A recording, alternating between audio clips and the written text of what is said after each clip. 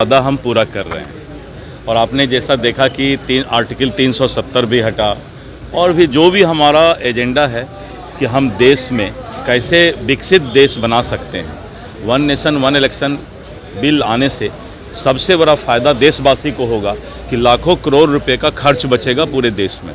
दूसरा, political leader सालों भर इलेक्शन ही लड़वाते रहते हैं। सभी दल के नेताओं को जो है सिर्फ एक ही काम रहता है, इलेक्शन लड़ाओ इलेक्शन लड़ाओ। और इलेक्शन होने के चलते आपस में एक दूसरे पर तीखा प्रहार भी होता है, एक दूसरे का शिकवा शिकायत भी होता है, सब आपस में लड़ते ही रहते हैं। अगर वन नेशन वन इलेक्शन होगा तो आदमी 5 साल पूरे देश में, चाहे वो प्रदेश में हो चाहे देश में हो, सभी सरकार स्थिर होकर अपना काम कर पाएगी। इसलिए वन नेशन वन इलेक्शन इस देश के लिए मील का पत्थर साबित होगा। विपक्ष विरोध कर रही है, लेकिन विपक्ष को ऐसा महसूस होता है कि हम विपक्ष हैं यानी विरोध करना है, बस इतना ही।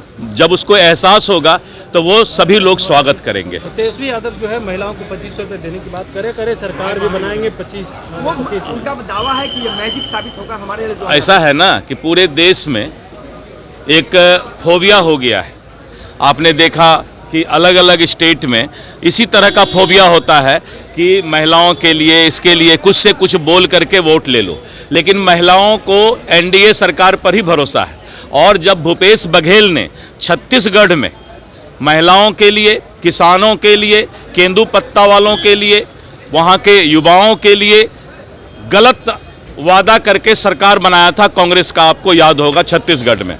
और एक बार ही वो सरकार रही और उसके बाद बीजेपी 2/3 बहुमत से छत्तीसगढ़ में सरकार बनाई।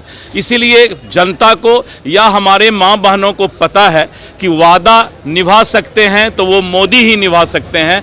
मोदी है तो मुमकिन है और मोदी है तो वो बात पक्का होगा। ये छत्तीसगढ़ में महिलाओं ने साबित किया था।